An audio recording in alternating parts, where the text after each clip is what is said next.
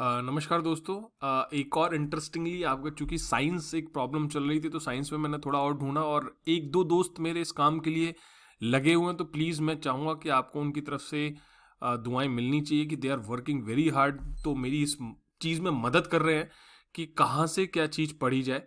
तो उनमें से ही एक मित्र ने ये मुझे बताया कि इस बुक के इस चैप्टर में वो चीज़ मिल जाएगी। क्या मिलेगी? ये है कृषि विज्ञान, जीव विज्ञान, क्लास 11th।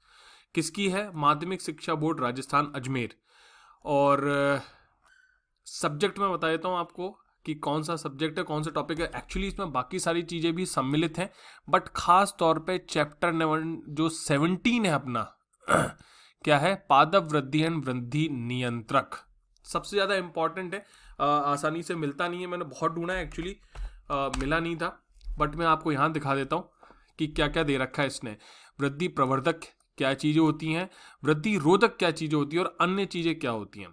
उसमें फिर उन्होंने एग्जाम्पल दे रखा है ऑक्सीजन। तो सीधे सीधे पहला क्वेश्चन तो यहाँ से यही बनता है कि व्हाट इज प्लांट ग्रोथ, और उसको ग्रोथ को रेगुलेट कैसे किया जा सकता है। ग्रोथ रेगुलेशन का मतलब क्या है? इंक्रीज भी की जा सकती है और डिक्रीज भी की जा सकती है। रेगुलेट करना, कम ज्यादा दोनों होता है, रेगुलेशन में ध्यान रखना, ठीक है। तो वृद्धि को बढ़ाने वाला और वृद्धि को रोकने वाला ऑक्सिन हो गया है, जैसे इंडोल एसिटिक एसिड हो गया, जिब्रेलिन एसिड हो गया, साइटोकाइनिन हो गया। तो ये कई सारी चीजें हैं। एब्सिसिक एसिड हो गया, एथिलीन हो गया। तो इसके बारे में इन्होंने फिर यहाँ पे डिटेल भी बताई हुई कि ऑक्सिन किसने क्या कहानी है। तो ये सीधे 2 नंबर का भी क्वेश्चन आ सकता है, 5 नंबर का भी क्वेश्चन आ सकता है। 2 नंबर का सीधे क्वेश्चन आ जाए कि कोई भी 4 ग्रोथ रेगुलेटर्स के नाम बताओ, कि जो प्लांट है, प्लांट ग्रोथ रेगुलेटर्स के नाम बताओ। सीधे सीधे क्वेश्चन बन जाएगा ये, ठीक है। तो उसमें आप नाम भी लिख सकते हो या फिर और आप जो कुछ बताना चाहते हो वो भी बता सकते हो। तो ऑक्सीजन यहाँ से हो गया। इसके बाद अगर अपन बात करें, ऑक्सीजन का फुल डिटेल दे रखा है। अगर ऑक्सीजन के ऊपर ही 5 नंबर का क्वेश्चन आ जाए कि, और ये साइंस में देखो पूछते हैं कि ऑक्सीजन किस तरीके से वृद्धि को नियंत्रित करता है, सीधे सीधे मैं बता दूं आपको, ये पूछते हैं ऐसे। 2016 में भी साइंस में ऐसे क्वेश्चन पूछा था, 2018 में भी साइंस में ऐसे क्वेश्चन पूछा। ये सीधे बिल्कुल ग्रेनुलराइज लेवल पे जाते हैं और वहां जाके पूछते हैं। जैसे वेंट के प्रयोग में प्रकाश की प्रतिक्रिया में ऑक्सीजन वितरण कैसे होता है, ये एक सीधे सीधे काम। ये डायग्राम जो है ये सीधे सीधे वो पूछ लेंगे। तो ये डायग्राम बहुत काम है, इनकी प्रोसेस पढ़ना जरूरी है। मैं बता रहा हूँ आपको, साइंस में ये लोग इस तरीके के सवाल पूछते हैं। अगर आपको मेरी बात पर विश्वास नहीं, मैं वापस कह रहा हूँ, पुराने जो पेपर्स हैं उनको उठा के देख लो, समझ में आ जाएगी बात। एक स्ट्रेट फॉरवर्ड यहाँ से क्वेश्चन बनता है कि ऑक्सीजन के अभिलक्षण यानी करेक्टरिस्टिक्स क्या हैं ऑक्सीजन के। तो बता दिया इसने, जितने भी तरीके हैं वो सब आप चेक कर लेना। इनकी केमिकल नेचर क्या है ऑक्सीजन की, वो भी बता दिया है इसने। 2 नंबर का क्वेश्चन है। बायोसिंथेसिस ऑफ ऑक्सीजन कैसे होता है, ये भी 2 नंबर का क्वेश्चन है। रोल ऑफ ऑक्सीजन, ये भी एक सीधा सीधा क्वेश्चन बनता है। तो ये 5 पॉइंट दे रखे हैं यहाँ पे, गौर से देखो। 4 है। शीर्ष प्रभुता, मतलब इसको इंग्लिश में भी दे रखा है। एपिकल डोमिनेंस हो गया, शूट एंड रूट ग्रोथ हो गया, ये सारी चीजें हैं। 6 पॉइंट एक्चुअली, 5 नहीं है। तो ये 6 के 6 पता होना चाहिए। फिर उसके बाद ऑक्सीजन का व्यवहारिक उपयोग क्या है वो इन्होंने बता रखा है। 8 या 9 पॉइंट है, वो सारे बता रखे। फिर उसके बाद जिब्रेलिन अलग से बता रखा है। तो फुल डिटेल में इस चैप्टर में एक एक चीज दे रखी है और अच्छा ही क्वेश्चन पूछा जाएगा। या तो 2 नंबर का आ गया तो बहुत अच्छी बात है, लेकिन अगर 10 नंबर का आ गया तो कैसे लिखोगे? तो उसके लिए आपको इसके अपने नोट्स बनाने पड़ेंगे। नोट्स बना लोगे तो काम बहुत अच्छे से हो जाएगा। जिब्रेलिन के बारे में भी है कि इनकी रोल ऑफ एंडोजीनस जिब्रेलिन्स क्या है। इसका मतलब जिब्रेलिन 2 टाइप के हो गए भाई। बायोसिंथेसिस ऑफ जिब्रेलिन्स जो है वो कैसे काम कर रहा है, ये इनको कैसे इंपैक्ट कर रहा है, वो सारी चीजें हैं। और हो सके, देखो वैसे तो सामान्यतः सजेस्ट क्या किया जाता है, केमिकल जो फॉर्मूला है इसको याद मत करो। लेकिन पिछली बार का अगर आप साइंस का क्वेश्चन देखो तो वहां पे एक बीटा रिएक्शन दी हुई थी। तो उस लेवल को देख के लगता है, तो मैं यही सजेस्ट करूंगा कि GA1, GA2, GA3 इन सब के नाम अगर याद हो सके तो कर लेना। क्योंकि वापस से कहता हूं, साइंस में they ask very interesting and very deep level questions, ठीक है। अब यहाँ पे ये भी एक सीधी सीधी बात है कि इतने तक नाम दिया हुआ, तो ये थोड़ा सा आपको देखना पड़ेगा। प्लीज डिटेल में देखना, हल्के से मत देखना, साफ साफ बता रहा हूं। इसके बाद अगर अपन बात करें कि क्रिया और व्यवहारिक उपयोग, तो क्रिया का मतलब है कि किस तरीके से एक्ट करता है। फिर साइटोकाइनिन है, साइटोकाइनिन के अभिलक्षण बता दिया उसने। नेचुरल अकरिंग ऑफ साइटोकाइनिन भी बता दिया। बायोसिंथेसिस कैसे किया जाता है। अब बायोसिंथेसिस ही पूछ लें ये कि बायोसिंथेसिस ऑफ डिफरेंट डिफरेंट जो आपकी ग्रोथ रेगुलेटर्स हैं वो कैसे की जाती है। तो आपको ये सारे बायोसिंथेसिस आपको पता होने चाहिए कि यार ठीक है, ऑक्सीन का ऐसे होता है, जिब्रेलिन का ऐसे होता है और साइटोकाइनिन का ऐसे होता है, तो ये आपको पता होना चाहिए। साइटोकाइनेंस के यूज ये आपको पता होना चाहिए। सीधा एक क्वेश्चन ये भी बनता है कि भाई जो ग्रोथ है उनके यूजेस क्या क्या हैं, ग्रोथ जो रेगुलेटर्स हैं उनके यूजेस क्या क्या है।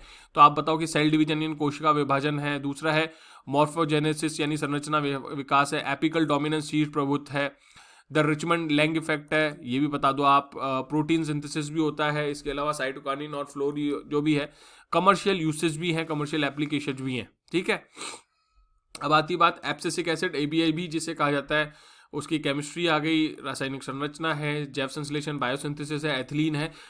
थोड़ी देर में मैं वो भी बताऊंगा। एक और इस बुक में एक और इम्पॉर्टेंट चैप्टर है जो कि सीधे सीधे सिलेबस में दे रखा है। तो लग रहा हो कि फालतू की बात है तो ठीक है, जो जा सकता है, लेकिन अभी मैं बता रहा हूँ, एक चीज़ और बता रहा हूँ। ठीक है, फिर उसके बाद है ये सारी चीज़ें, जीर्णता, ये सीधे सीधे उस पर क्वेश्चन बनता है 5 नंबर का या 2 नंबर का कि व्हाट इज जीर्णता क्या होती है और उसको कैसे इम्पैक्ट है, क्या प्रोसेस होती है, ये सारी चीज़ें। ठीक है, एब्सिशन क्या होता है, विल्गन क्या होता है, ये भी पता होना चाहिए। ये सारी चीज़ें इसी के इफेक्ट। और ये देखो यहाँ पे पादप वृद्धि नियामक को परिभाषित कीजिए। प्रैक्टिस के लिए क्वेश्चन भी बता रहा हूँ तुम्हें।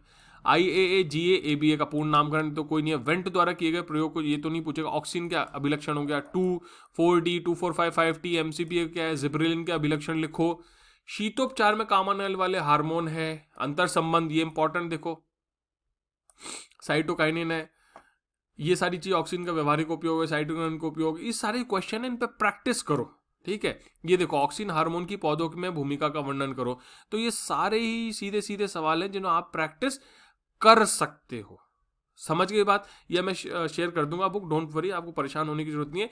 इंग्लिश मीडियम वालों को मैंने बताई दी कि भाई ये 11th क्लास की है तो जाके सर्च कर लेना, मिल जाएगी। ठीक है, मैंने ढूंढी नहीं, अगर नहीं है तो रुक जाओ, थोड़े से दिनों में आ जाएगी। और अगर नहीं इंग्लिश मीडियम में तो हिंदी मीडियम पढ़ लो, क्योंकि नाम तो एटलीस्ट दे रखे ना इसमें इंग्लिश में। दूसरा टॉपिक इस बुक में से है एक ये राजस्थान औषधीय महत्व के पौधे। सीधा सीधा टॉपिक, अगर आप साइंस का सिलेबस देखोगे गौर से देखना, उसमें दे रखा है। तो इसी है अफीम यानी डोडापोस्ट जो है उसका साइंटिफिक नेम भी दे रखा है। क्या है औषधीय उपयोग बताइए, सीधे पता होना चाहिए आपको किसका क्या औषधीय उपयोग है। गूगल एक पौधा होता है कांटेदार छोटा, उसमें भी काम का पौधा है। क्या काम आता है? गोंद औषधि के रूप में उपयोग किया जाता है। किस चीज़ की औषधि में? कड़वा होता है, पेट के रोग के उपचार और स्थूल। ये सारी चीज़ें आपको पता होना चाहिए किस चीज़ के लिए काम आता है। दूसरा है अश्वगंधा। अश्वगंधा भी हम सब लोगों ने सुना हुआ है कि अश्वगंधा का ये उपयोग है, वो उपयोग है। तो यहाँ से सीधे सीधे आप नोट्स बना सकते हो। और इसके लिए अगर आपको चाहिए तो क्या इम्पैक्ट है, किस किस चीज़ पे इम्पैक्ट करता है, टेबल के फॉर्मेट में बनाना मैं सजेस्ट करूँ। ये वो पौधा है या फिर किस पौधे के किट पार्ट से होता है, किसका फायदा होता है, किस तरीके से लेना है लगभग। ठीक है, या फिर रासायनिक स्ट्रक्चर क्या है, टेबल के फॉर्मेट में भी बना सकते हो आप इसको, तो आपका ये इजी हो जाएगा। ठीक है, जैसे कि इसमें ये है ना विथेनिन और सोमिनोफेरिन नामक एल्केलाइड्स का उपयोग। ठीक है, तो ये अश्वगंधा से मिलता है, तो ये लिखना जरूरी है। कहाँ कहाँ उपलब्धता है ये भी बता दिया अपन ने। ठीक है, विविध मध्य प्रदेश के मंदसौर। तो इस तरीके से आप इसके ना टेबल बना सकते हो।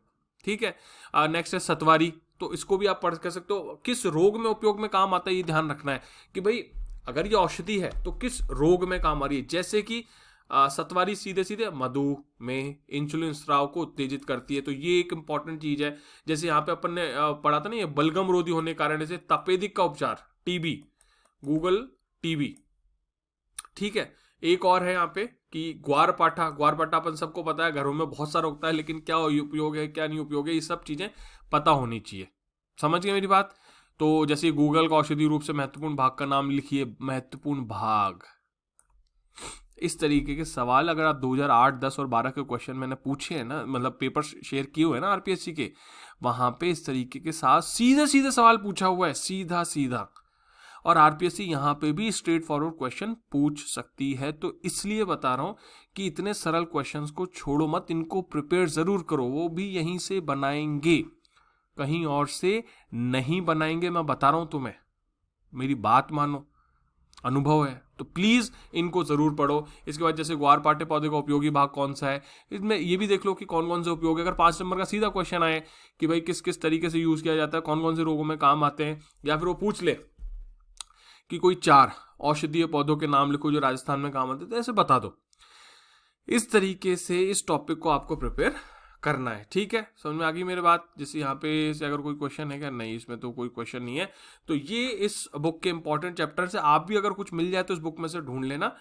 मैं टेलीग्राम पे शेयर कर दूंगा। टेलीग्राम की लिंक वापस से बता देता हूँ, अबाउट में जाओगे तो टेलीग्राम की लिंक है, नहीं तो कम्युनिटी पेज पे जाओगे वहां पर भी शेयर किया हुआ है। अदरवाइज RBSC रिसोर्सेज _ ऋषि के नाम से टेलीग्राम चैनल मिल जाएगा, ठीक है। चलो बाय बाय, जय हिंद जय भारत। और एक एक्चुअली बहुत दुख की खबर है कि आपको पता ही होगा सब को कि CDS साहब का निधन हो गया। It's a very very big loss, actually it's a very very big loss. Rest in peace sir. चलो बाय, जय हिंद जय भारत।